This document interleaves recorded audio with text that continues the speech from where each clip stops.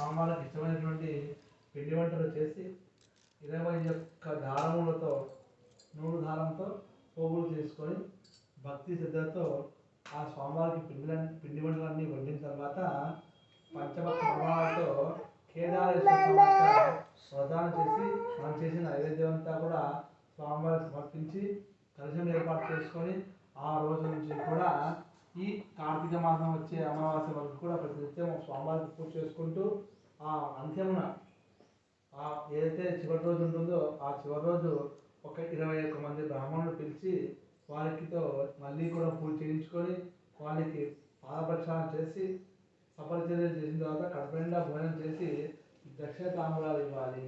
ఇలా ఎవరైతే చేస్తారో వారికి పరమేశ్వరుని యొక్క అనుగ్రహం ప్రతినిత్యం కూడా కలుగుతుంది, అంతమున కైలాసం కూడా వెళ్తారు అని చెప్పారట. అందులో సంతోషించిన అమ్మవారు అదే ప్రకారంగా భక్తి శ్రద్ధతో ఈ వ్రతాన్ని ఆచరించిందట.